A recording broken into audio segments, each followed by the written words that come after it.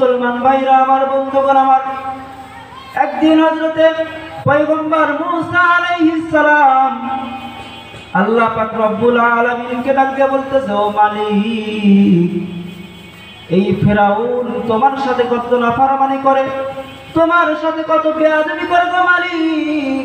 শুধু তাই নয়, তোমার সাথে এমন নাফরমানি করে যে নিজেকে রব বলে স্বীকার করতে থাকে, নিজেকে মানুষের সামনে রব বলে দাবি করতে থাকে, নিজেকে আল্লাহ দাবি করে, নিজেকে খোদা দাবি করে।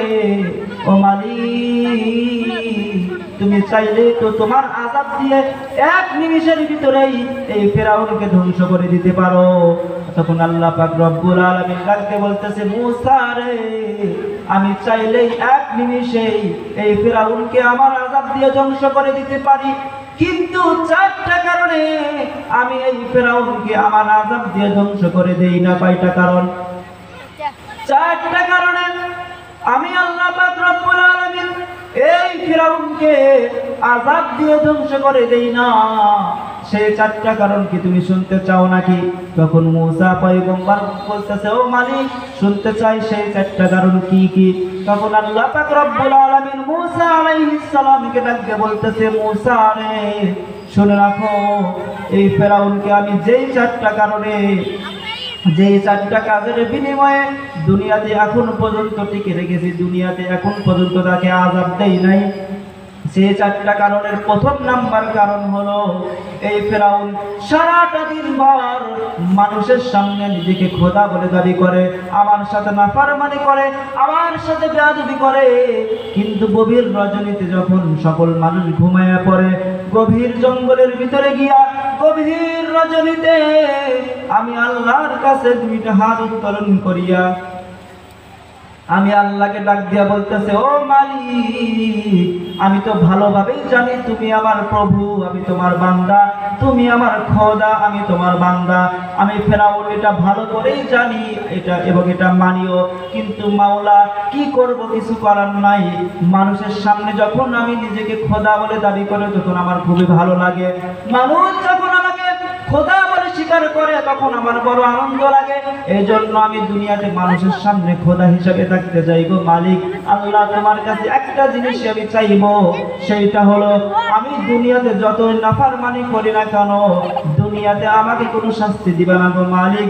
আর যত শাস্তি আমাকে কাল কিয়ামতের ময়দানে দিবা, কোনো সমস্যা নাই, কিন্তু তোমার কাছে আমি দুনিয়াটা চাই, আখিরাতে আমি কিছুই চাই না। দ্বিতীয় নাম্বার কারণ হলো, ফিরাউন তার নিজের শরীরে জুব্বা পরা থাকে সব সময়, মাথায় পাগড়ি পরা আছে।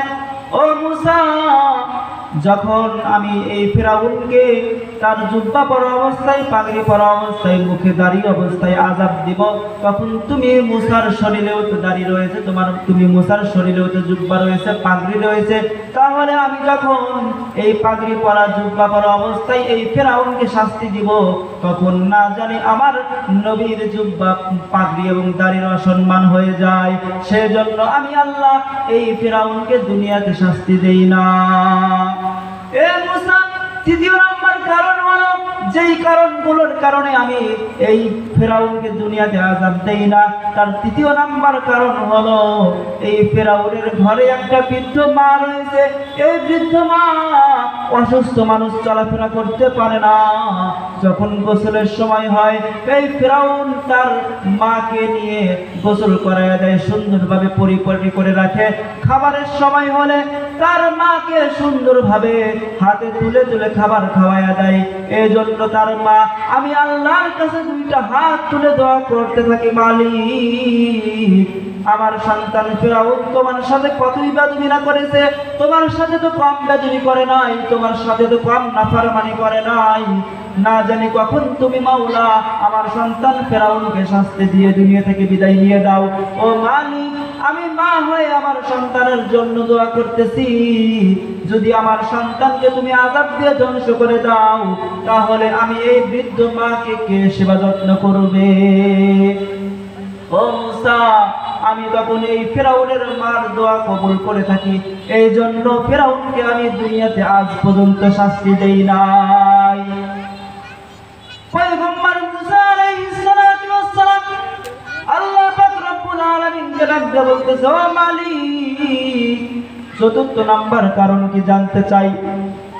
তখন আল্লাহ তাআলা ডাক দিয়ে বলতেছে, মূসা রে, চতুর্থ নাম্বার কারণ হলো এই ফিরাউনের ঘরে, এই ফিরাউনের বাড়িতে কয়েকজন ইতিম সন্তান বসবাস করে, কয়েকজন ইতিম বাচ্চা লালন পালন করে। এই ফিরাউন তিন বেলা সেই ইতিমদেরকে খাবার খাওয়াই। এই ইতিমগুলো যখন আমি আল্লাহর কাছে দুইটা হাত তুলে দোয়া করতে থাকি, গো মালিক, এই ফিরাউনকে যদি তার নাফরমানির কারণে তুমি দুনিয়া থেকে আযাব দিয়ে ধ্বংস করে দাও, তাহলে আমরা ইতিমদেরকে দুনিয়াতে কে খাওয়াইবে, কে পড়াইবে? সেই ইতিম ছোট ছোট বাচ্চাদের দোয়া আমি আল্লাহ কবুল করে নিয়েছিলাম, এই জন্য আজ পর্যন্ত ফিরাউনকে শাস্তি দেই নাই। চিন্তা করেন, ফিরাউন একটা নাফরমান ব্যক্তি, যে নিজেকে খোদা বলে স্বীকার করে, নিজেকে খোদা বলে দাবি করে, এমন একজন মানুষ, এমন একজন নাফরমান ব্যক্তি যখন এই কিছু কিছু কাজের বদলতে ছাড়া পেয়ে যায়, সেখানে আমরা মুসলমান, আমাদের তো আরো ছাড় পাওয়ার কথা। তখন মুসা আলাইহিস সালাতু ওয়াস সালাম আল্লাহকে ডাকতে বলতেছে, মালিক, ফিরাউন এত নাফরমানি করলো, এই মাত্র 4টা কাজের বিনিময়ে তুমি আগে ছেড়ে দিলা, আযাব দাও না কেন? তখন আল্লাহ তাআলা বলতেছে, এ মুসা, আমি ফিরাউনকে একেবারে ছেড়ে দেই নাই, শুধুমাত্র কয়েকদিনের জন্য ছাড় দিছি।